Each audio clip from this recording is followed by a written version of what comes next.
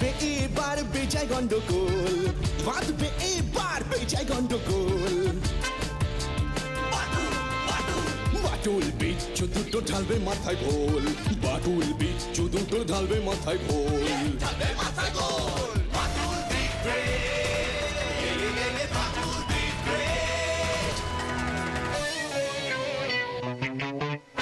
বাচ্চু বিচ্ছু আর হবো হাতি, বাটুলের কাছে তোরা খাবি লাথি।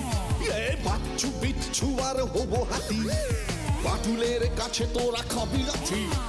ছুটে গিয়ে তেরে ফুড়ে ঘুষি মেরে মুড়ে করে দেবে রোল রোল রোল। বাচ্চু বিচ্ছু ওরে ফাটবে এবার ঢোল, বাচ্চু বিচ্ছু ওরে ফাটবে এবার ঢোল। বাটুল দিবে বাটুল দিবে।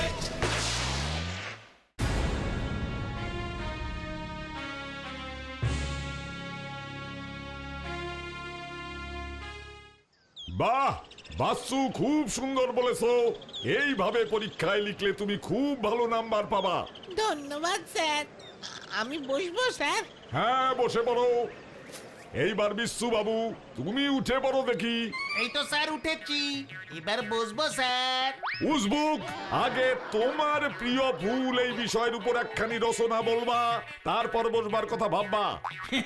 স্যার মানে রচনা আমি বলবো? হ্যাঁ, তোমার প্রিয় ফুল। স্যার এ তো খুবই সোজা। আমার প্রিয় ফুল হইল সরষে, সরষে ফুল। চুপ, সকলে চুপ। মরকট, পুরো রচনা আগে বলো। মানে বলছি মানে আমার প্রিয় ফুল হইল সরষে ফুল। বাটুলদার রোজ নিয়ম করে সকাল বিকাল আমার ঠেঙায়, তখন আমি চোখে সরষে ফুল দেখি, কিন্তু কোন গাছে যে ওই ফুল ফোটে তা এখনো দেখিতে পাই নাই। এছাড়া মাঝে মাঝে এই ভোরবেলা পেলাদের বাড়ির জবা গাছ থেকে জবা ফুল তুলতে যাই। একবার পেলার ঠাকুমার ধরে ফেলেছিল স্যার, পাঁচিল থেকে দিয়েছি এক লাফ, পড়েছি পুরো কাটা ফুলের ঝোপে। তারপর গোলাপ, রজনীগন্ধা, শিউলি এবং গাঁদা ফুলও আমার খুব ভালো লাগে। কিন্তু এই সব বাঙালি ফুল বাদেও আরো বেশ কিছু ইংরাজি ফুল আছে যা এখনো আমি চোখে দেখি নাই। যেমন ইংরাজি স্যার বরেন বাবু ক্লাসে মাঝে মাঝেই বলিয়া ওঠেন ওয়ান্ডারফুল আর বিউটিফুল। এছাড়াও অঙ্ক স্যার আমাকে দেখলেই খালি বলেন, এই ইডিয়েট, গদ্দপ, ইউ আর ফুল। আমি কি করিয়া ফুল হইতে পারি এখনো বুঝি নাই স্যার, কারণ আমি তো ফুটিতেই পারি না। ওই ওই তুই থাম, থাম বলছি। এক্ষুনি এক্ষুনি তুই ক্লাস থেকে বের হ, বের হ বলছি। উজবুক, মরকট, আমার চোখের সামনে থেকে দূর হ, দূর হ বলছি।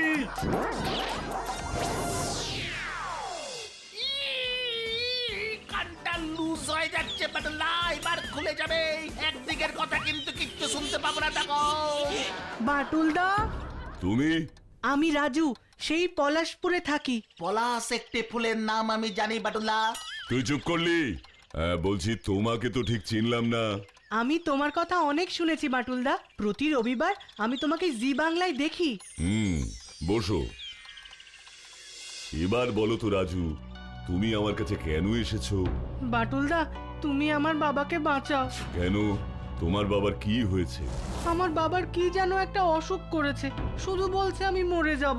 তাহলে তো একজন ভালো ডাক্তার দেখানো উচিত। বাবাকে তো কত ডাক্তার বাবুরা দেখলো, কত রকমের ওষুধ দিল, বাবা যে তাও ভালো হচ্ছে না, শুধু বলছে আমি মরে যাব। তাই বুঝি? তা কবে থেকে এমন অসুখ করলো তোমার বাবার? বাবা তো প্রতি মাসেই শীতল পাহাড়িতে যায়, ওখানে আমাদের একটা বাগান বাড়ি আছে। এবারেও গেছিল, ফিরে এসেই শুয়ে পড়লো আর শুধু বলতে লাগলো, রাজু আমি মরে যাব রে, আমি মরে যাব, আমি মরে যাব। কেঁদো না, কেঁদো না রাজু, কেঁদো না। আমি তোমার বাবাকে গিয়ে দেখে আসবো, তাহলে হবে তো? হ্যাঁ বাটুলদা, আমি জানি তুমি সব পারো। তুমি চলো না গো বাটুলদা, তুমি চলো না। বাটুলদা চলো না যাই, তাহলে যদি ও একটু মনে জোর পায়। ঠিকই বলেছিস। ঠিক আছে রাজু, তুমি এখন বাচ্চু দাদার সাথে বসে কিছু খেয়ে নাও। সকালবেলা বেরিয়েছো, নিশ্চয়ই খিদে পেয়েছে। বিশ্রাম নাও, বিকেলে আমরা সবাই মিলে তোমার বাড়িতে যাব। ঠিক আছে মাটুলদা, আমি জানি তুমি গেলেই বাবা ভালো হয়ে যাবে।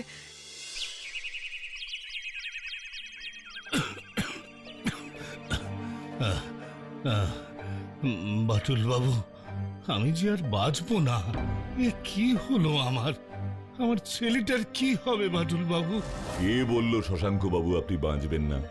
আমি আপনাকে সুস্থ করে তুলব। তুমি তুমি তুমি পারবে বাটুল? যদি আপনি আমাকে একটু সাহায্য করেন। বলো বলো বাটুল, আমায় কি করতে হবে বলো? কি ওষুধ আর খেতে হবে? কিচ্ছু না। আগে বলুন, শীতল পাহাড়িতে গিয়ে হঠাৎ এভাবে কেন অসুস্থ হয়ে পড়লেন? কি খেয়েছিলেন সেখানে? কিচ্ছু খাইনি বাটুল, গন্ধ শুঁকেছি। আমি এই মরণ ফুলের গন্ধ শুঁকেছি। মরণ ফুল? হ্যাঁ বাটুল, এবার যখন গেলাম শীতল পাহাড়িতে, উত্তরের এই ঠান্ডা ফুরফুরে হাওয়াটা সত্যিই ভালো লাগছে। দূষণহীন এই শীতল পাহাড়িতে এলে শরীর স্বাস্থ্য এমনি ভালো হয়ে যায়। আহা, কি সুন্দর মিষ্টি একটা গন্ধ পাচ্ছি। কি ফুলের গন্ধ এটা, এত মিষ্টি! এমন গন্ধ তো আগে কোথাও পাইনি। এতবার এখানে এসেছি। আরে, ওটা কি ফুলের গাছ? গাছটাকে তো এর আগে এসে দেখিনি। কি সুন্দর, কি সুন্দর ফুল! আশ্চর্য, এই রাতে কেমন সুন্দর ফুল ফুটেছে। ওই ফুলের গন্ধই ঠান্ডা হাওয়ায় মিশে শরীর মন একেবারে জুড়িয়ে দিচ্ছে। এ যেন নেশা লাগিয়ে দিচ্ছে। যাই, ঘুমে চোখ জড়িয়ে আসছে। কাল সকালে রামকিঙ্করকে জিজ্ঞেস করতে হবে যে ওই আশ্চর্য ফুলটার নাম কি।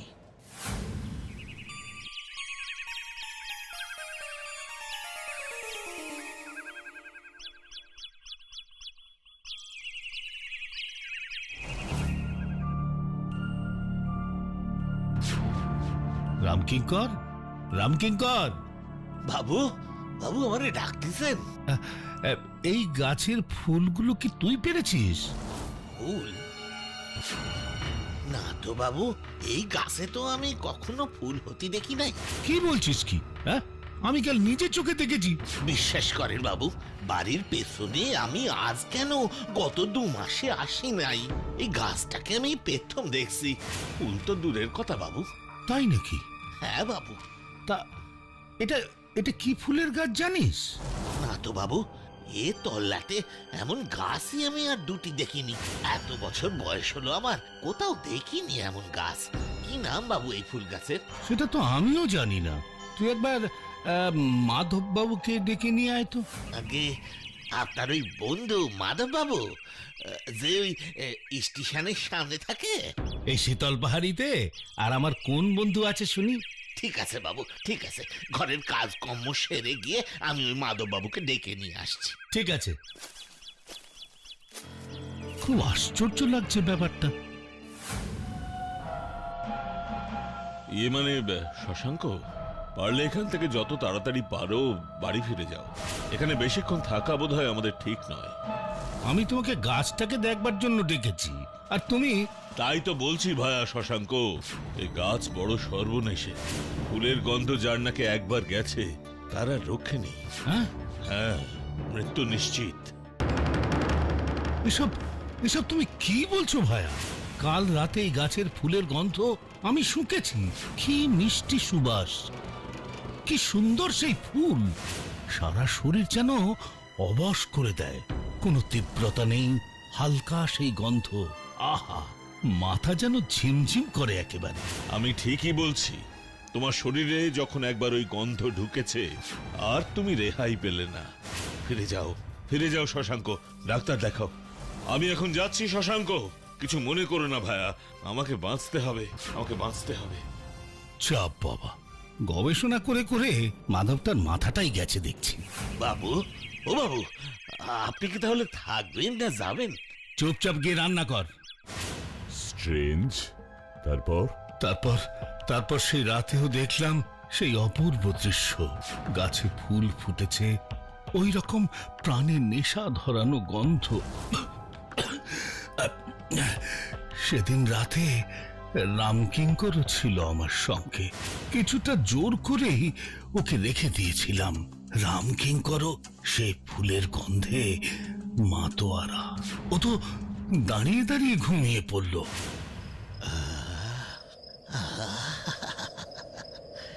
কি সুগন্ধ গো বাবু, প্রাণটা যে একেবারে জড়িয়ে যাচ্ছে।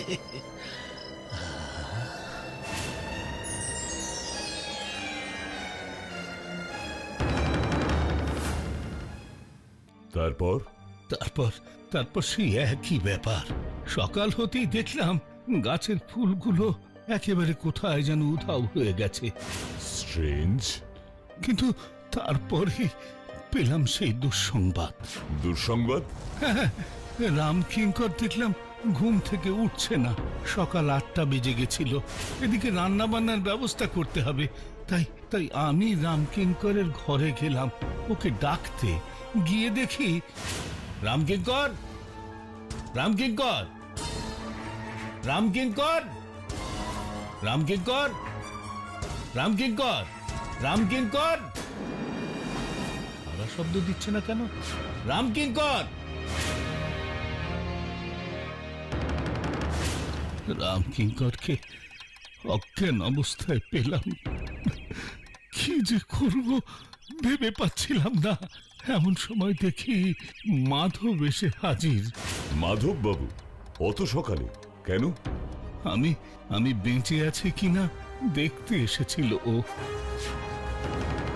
এসে দেখে রামকিঙ্করের এই অবস্থা। মাধবী ওকে ডাক্তারের কাছে নিয়ে গেল। আর আপনি? বিশ্বাস করবে না বাটুল, তারপর থেকে আমার শরীরটাও কেমন করতে শুরু করলো। মাথা ঘুরতে লাগলো, বমি বমি ভাব।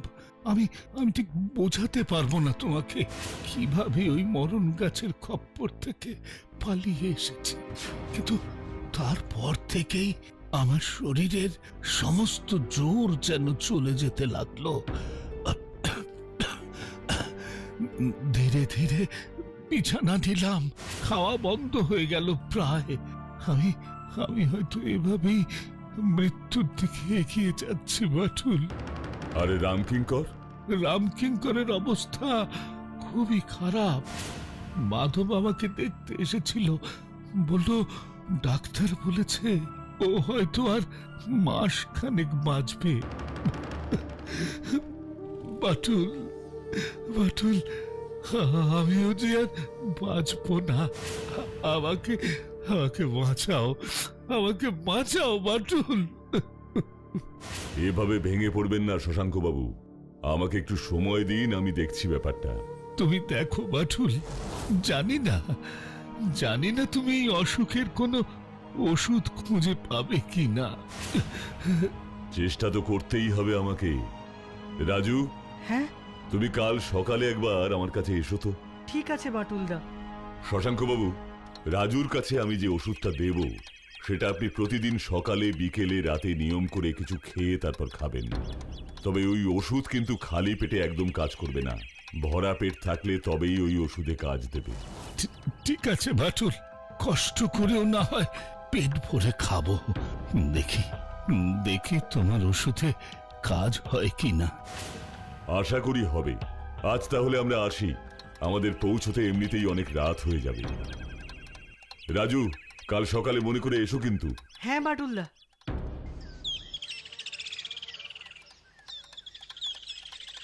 বাচ্চু, বাটুলদা, ওই উজবুকটাকে টেনে তোল।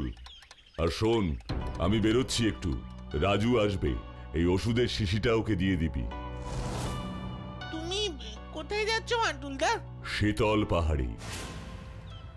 বাটুলদা যে ডাক্তারিও করতে পারে সেটা তো জানতাম না রে বাচ্চু। এই বিচ্ছু, ওঠ, পড়তে বস।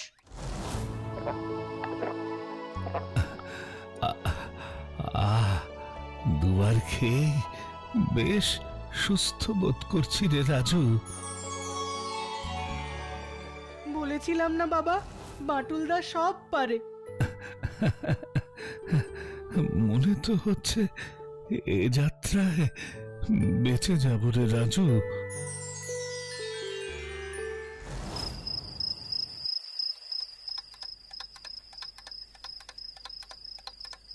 কেসটা কি হলো বলতো বাচ্চু? বাটুলদা সাত সকালে শীতল পাহাড়িতে গেল, সন্ধেবেলা ফিরে এসেই নিজের ঘরে ঢুকে দরজাটা বন্ধ করে দিল। খাবার সময়ও গম্ভীরভাবে বসে খেলো, উঠে গেল চুপচাপ। সারাদিন আমি পড়াশোনা করেছি কিনা সেই খোঁজটাও তো নিল না রে বাচ্চু। বাটুলদা মনে হয় কিছু চিন্তা করছে রে। তাছাড়া দেখলি বিচ্ছু, বাটুলদা বাড়ি ফিরলো সঙ্গে একটা মোটা বই নিয়ে। সবকিছু ছেড়ে বাটুলদা কি এবার ফুল বিশেষজ্ঞ হবে নাকি? সেটা হলেই ভালো। আমার মতোই সবাই তখন বাটুলদাকে বলবে ফুল বাটুলদা, ফুল বাটুলদা। তুই থামবি বিচ্ছু, ঘুমোতো এখন। সবই ফুল কেস রে। সর্ষে ফুল, বিউটিফুল, ওয়ান্ডারফুল, বিচ্ছু ফুল, এখন আবার শুনছি মারণ ফুল। ফুলে ফুলে ফুলাকার একেবারে।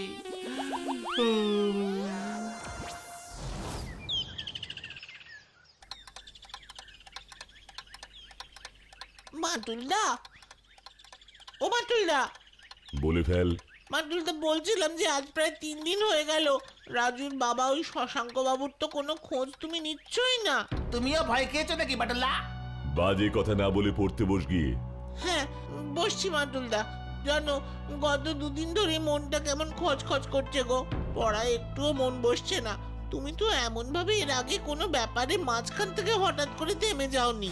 সেই যে শীতল পাহাড়িতে গেলে, চলেও এলে, কি করলে গিয়ে কিছুই তো বললে না। বলো না গো বাটুলদা, বলো না, তাহলে মন দিয়ে একটু পড়তে পারি। কি আবার করব? রাজুদের বাগান বাড়িতে গিয়ে গাছটা দেখলাম, এরপর রামকিঙ্করের খোঁজ নিলাম।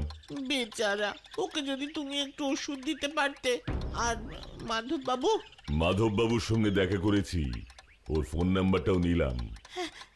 বাটুলদা, বাটুলদা, বাবা ভালো হয়ে গেছে বাটুলদা।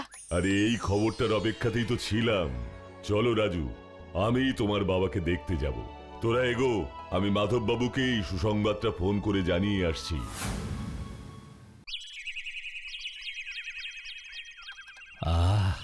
কতদিন পরে যে আরাম করে চা খাচ্ছি বাটুল বাবু। তুমি তুমি কি ওষুধ আমায় দিলে বাটুল? কোথায় কোথায়? শশাঙ্ক তুমি নাকি? আরে এ কি দেখছি আমি? বাটুল বাবু, আপনি কি ওষুধ দিয়েছেন শশাঙ্ককে যে ও একেবারে চা খাচ্ছে? আমি তো কোনো ওষুধ দিইনি। মানে মানে? মানে কি মস্করা করছেন বলুন তো বাটুল বাবু? আমি ঠিকই বলছি। শশাঙ্ক বাবুকে আমি শিশি ভর্তি করে জল খেতে দিয়েছি। শশাঙ্ক বাবু জলকে ওষুধ মনে করে নিয়ম করে 3 বেলা খেয়েছেন। তাহলে তাহলে আমি সুস্থ হলাম কি করে বাটুল? আপনি তো অসুস্থ ছিলেন না, আপনি শুধু ভয় পেয়েছিলেন, মৃত্যু ভয়। সেই ভয়েই মন থেকে আপনি ভেঙে পড়েছিলেন। হ্যাঁ, ঠিক বলেছ বাটুল। আমি খুব ভয় পেয়েছিলাম। আর সেই ভয় খুব বুদ্ধি করে আপনার মনে ঢুকিয়েছিল আপনার এই বন্ধু মাধব বাবু। হোয়াট? কি বলছেন কি এসব বাটুল বাবু? আমি ঠিকই বলছি মাধব বাবু। সেদিন রামকিঙ্কর যখন আপনাকে ডেকে নিয়ে গেল, আপনি গিয়ে ফুল গাছটাকে দেখেই চিনতে পেরেছিলেন। ওটা ওটা কি ফুলের গাছ ছিল বাটুল? কাদু ফুল। পুরাণে ব্রহ্মকমল নামে যে ফুল পরিচিত, ইংরেজিতে যাকে বলে বিউটি আন্ডার দ্য মুন। ব্রহ্মকমল? এ যে বড়ই বিরল প্রজাতির ফুল। আর তাই মাধব বাবু এর লোভ সামলাতে পারেনি, আপনাকে ভয় দেখিয়ে চলে আসে। তারপর রামকিঙ্করের সাথে ষড়যন্ত্র করে। ওর কথা মতো রামকিঙ্কর অসুস্থতার অভিনয় করে। সকালে মাধব বাবু পৌঁছে ওকে ডাক্তারের কাছে নিয়ে যাওয়ার নাম করে নিজের বাড়িতে এনে লুকিয়ে রাখে। এর জন্য অবশ্য মাধব বাবুকে কিছু টাকা রামকিঙ্করকে দিতেও হয়েছে। বাটুল বাবু, আপনি কিন্তু সহ্যের সীমা অতিক্রম করে যাচ্ছেন। রামকিঙ্কর অসুস্থ হয়ে দেশের বাড়ি চলে গেছে। তাই নাকি? পুলিশ কিন্তু এতক্ষণে আপনার বাড়ি পৌঁছে রামকিঙ্করকে পাকড়াও করেও ফেলেছে বোধহয়। পুলিশ? বাটুল বাবু, আমায় বাঁচান। শশাঙ্ক ভাই, আমায় ক্ষমা করে দে ভাই, আমায় ক্ষমা করে দে। আমি তুরমূল্যই ব্রহ্মকমল গাছটা তোর বাগান থেকে নিয়ে যেতে চেয়েছিলাম, তাই আমি। ছি ছি ছি ছি মাধব, তুমি তো আমাকে বললেই পারতে, তোমাকে এত নাটক করতে হতো না। হ্যাঁ, এই ফুল রাত 10টা-11টার মধ্যে ফোটে, ঘন্টা দুয়েক সময় নেয় ফুটতে। পুরো ফুটে গেলে আবার নিজে থেকেই মিলিয়ে যায়, রেখে যায় তার স্বর্গীয় গন্ধ। হ্যাঁ ঠিক বাটুল, আর তাই তাই আমি সকালে ওই ফুল আর দেখিনি। বেচারা রামকিঙ্করও কিছুটা ভয় পেয়েছিল। বাটুলদা, তুমি ওই বইটা পড়ে সব জেনেছো, তাই না গো? শশাঙ্ক বাবুর মুখে পুরো ঘটনাটা শুনে কিছুটা আন্দাজ করেছিলাম, তাই শিশি ভর্তি জল ওনাকে ওষুধের মতো খেতে দিয়ে নিজে শীতল পাহাড়ি গেলাম। সবটা দেখলাম। মাধব বাবু রামকিঙ্করকে যে ঘরে লুকিয়ে রেখেছিল তার জানালাটা বন্ধ করতে ভুলে গেছিল দেখলাম। আসলে আমি যে ওর বাড়ি চলে যাব সেটা বুঝতে পারিনি। এরপর ফুল বিষয়ক বইটা পড়ে নিশ্চিন্ত হলাম। ক্ষমা করুন বাটুল বাবু, দয়া করে আমাকে পুলিশে দেবেন না, দয়া করুন। না না মাধব বাবু, সামান্য এই ফুল গাছ চুরির ব্যাপারে পুলিশকে জড়াইনি। ওটা আপনাকে ভয় দেখিয়েছিলাম মাত্র। দেখলেন তো ভয় পেলে মানুষের কি হয়। আপনি শুধু শশাঙ্ক বাবুকে একটু বেশি ভয় দেখিয়ে ফেলেছিলেন। এতটা বোধহয় না দেখালেও পারতেন। কি ঠিক বললাম না?